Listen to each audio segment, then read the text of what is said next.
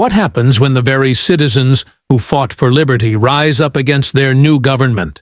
And what does it mean when the president leads an army, not against a foreign invader, but against his own people?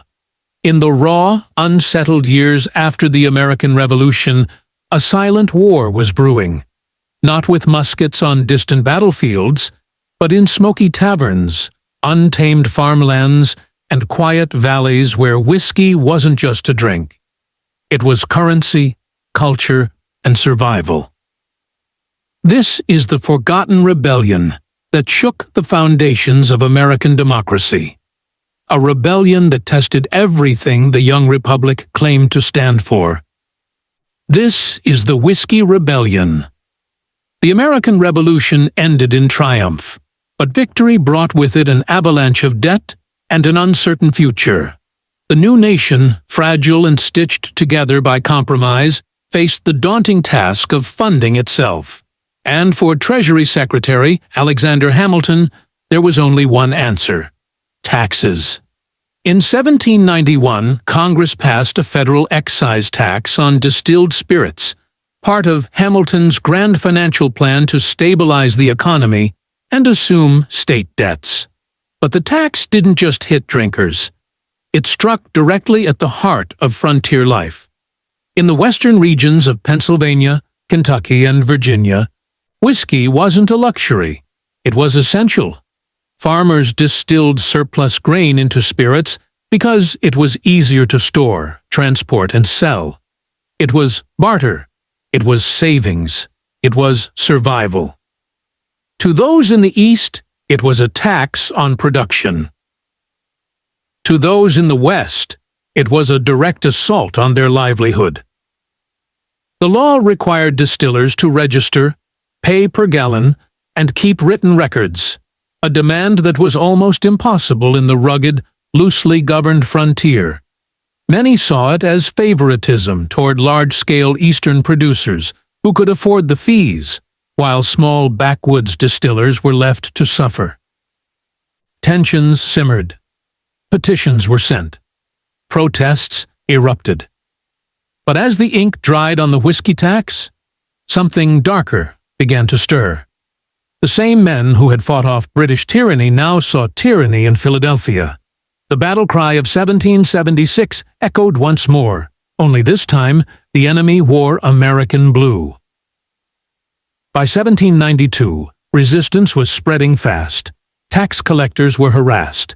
Effigies were burned, violence became common, and out in the wilds of western Pennsylvania, whispers of armed rebellion were no longer whispers at all. The federal government had hoped resistance would fizzle out, but in western Pennsylvania, the opposite happened. The whiskey tax didn't just irritate farmers, it radicalized them. The Appalachian frontier was a world apart from the urban East. Roads were treacherous. The federal presence was minimal. Most settlers viewed the government in Philadelphia as distant, elitist, and wholly unconcerned with the harsh realities of life on the frontier. And now that government was demanding money they didn't have, for a tax they didn't vote on, enforced by agents they despised. By 1793, a tax on federal tax collectors had escalated. John Neville, one of the most notorious tax inspectors, became a particular target. Neville was a wealthy former general with extensive landholdings, and to the whiskey rebels, he was the face of betrayal. Mobs surrounded the homes of tax officials. Process servers were tarred, feathered, or beaten. Federal agents were run out of town. Court sessions in Pittsburgh had to be canceled because jurors and witnesses refused to show. Resistance had become organized. A shadow network formed. Committees and conventions were held in local taverns and meeting houses. They discussed coordinated refusal to comply with the tax, and even debated forming an independent Western Republic. Some went further, invoking the language of the Revolution itself.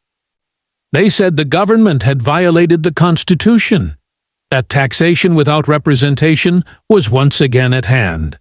that if they had to raise their rifles against a government of aristocrats in Philadelphia, so be it. In July 1794, everything reached a flashpoint. John Neville tried to serve a writ to a local distiller. The man resisted. A standoff ensued. Neville called in federal troops to protect his home. The next day, an armed mob of over 500 men surrounded Neville's estate, known as Bower Hill. A gunfight erupted. Neville's house was set ablaze. 2 men were killed. The rebellion was no longer symbolic. It was literal. News spread like wildfire. The federal government had a crisis on its hands, and for the first time, it would have to decide how far it was willing to go to assert its authority over its own citizens. For President George Washington, the events at Bower Hill marked a turning point. This wasn't just tax resistance anymore. This was armed rebellion. And Washington understood better than anyone the fragile nature of the young republic. Less than a decade had passed since the Constitution was ratified. The government was still experimental. If the federal system couldn't enforce its own laws, it would collapse, just like the Articles of Confederation before it. Alexander Hamilton, now Secretary of the Treasury and architect of the whiskey tax, was furious. He urged Washington to act decisively. If rebellion was allowed to fester, it would send a message to every discontented pocket of the country. Federal laws could be ignored without consequence. But Washington, ever deliberate, hesitated. He had spent his life fighting tyranny. He was reluctant to use military force on fellow Americans. Still, he recognized the stakes. The Union itself was on the line. In August 1794, Washington issued a proclamation commanding the rebels to disperse. When they didn't, he took a bold and unprecedented step. He invoked the Militia Acts and called up nearly 13,000 troops from New Jersey, Maryland, Virginia, and Pennsylvania. It was the largest army ever assembled by the federal government at the time, and it would be personally led by the President of the United States. No sitting American president has led troops into the field since. The message was clear. This government would not be undermined. Law and order would prevail, even if it meant confronting armed citizens with overwhelming force. The army marched westward in a thunderous display. Soldiers tramped through the Appalachian foothills, muskets slung over shoulders, drums beating, the stars and stripes fluttering above them. But when they reached Pittsburgh in October, they found silence. The rebellion had already collapsed. The show of force worked. Leaders of the insurrection had scattered. Some were captured. Most simply vanished back into the hills. No shots were fired. No battles took place. The military campaign had turned into a massive law enforcement operation, and for Washington and Hamilton, that was enough. The rebellion had been broken without civil war. Still, the question remained: what kind of republic had just been preserved? And what did it mean when the government could raise a national army to march on its own people? The Whiskey Rebellion was over, but the aftermath would echo for generations. As federal troops returned east, the remaining embers of rebellion smoldered in the shadows of the Alleghenies. Yet in the courts of law, the United States government prepared to deliver its final blow. Dozens of suspected rebels were arrested and brought to Philadelphia for trial. Among them were Philip Wiggle and John Mitchell, 2 men directly involved in the violence at Bower Hill. They were charged with treason, and the charges carried the weight of execution. For a fledgling republic still defining the meaning of dissent and loyalty, these trials would test the nation's soul. The court convicted both men. Sentencing was swift. both would hang. But here, George Washington again showed the duality of his leadership, firm in defense of federal authority, but not without restraint. Though the Constitution had been upheld and the insurrection broken, Washington understood the danger of creating martyrs from frightened farmers. At the urging of Alexander Hamilton, he issued a pardon. The rebels had been defeated, not crushed. In that single act, Washington managed to reinforce the authority of the law while also extending mercy, shaping a precedent for federal power that would influence every administration to come. It wasn't about vengeance, it was about legitimacy. But not everyone saw it that way. Many in the frontier believed they had been betrayed by the very government they had helped create. They hadn't fought a revolution to be taxed without recourse, to be marched upon by federal troops, or to be labeled traitors for protesting the burden that choked their livelihoods. The pardon didn't heal the wound, it only dressed it. In the East, however, many hailed Washington's action as the salvation of the Republic. Newspapers praised the restraint and resolve of the president. Federalists boasted that the rebellion's collapse proved the strength of the Constitution. The nation, they believed, had passed its first major test. Yet for Thomas Jefferson and his emerging Democratic Republican movement, the episode revealed something far more troubling. They saw in the Army's march and Hamilton's zealotry the specter of central tyranny, government grown too powerful, too willing to wield the sword against its citizens.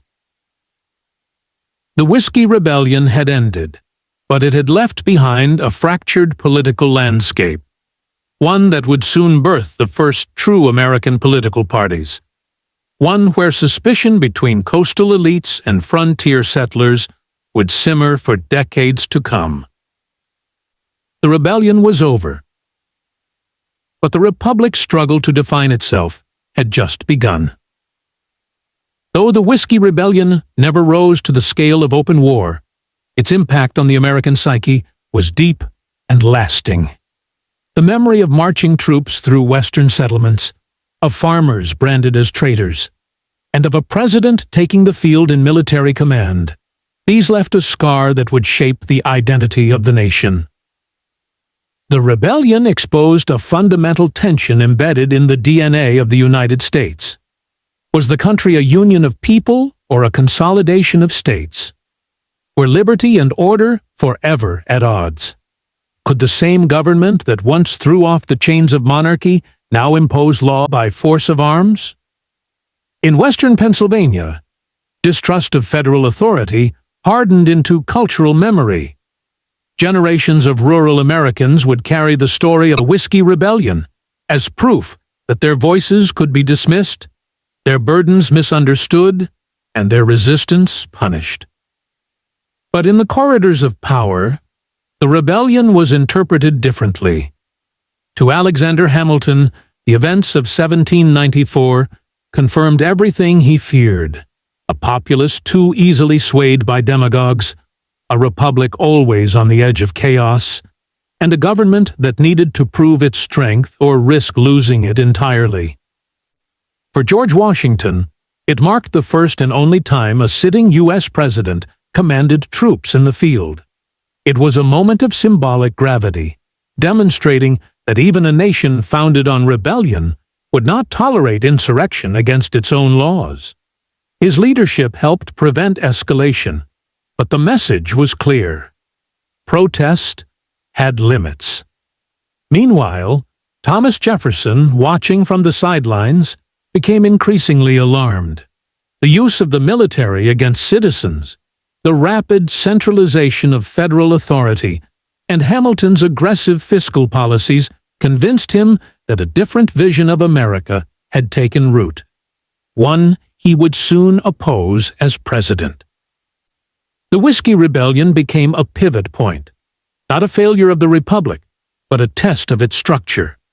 It shaped legal precedent, established federal supremacy, and laid the groundwork for the very idea of a loyal opposition. In essence, It pushed the nation from a post-revolutionary experiment into a functioning constitutional order. And while no other tax would spark such a dramatic uprising again, the questions the rebellion raised have never truly gone away. What is the balance between liberty and order? When is protest justified? And how far should a government go to enforce its laws? The answers, like the whiskey that fueled the unrest, are still being distilled, generation by generation.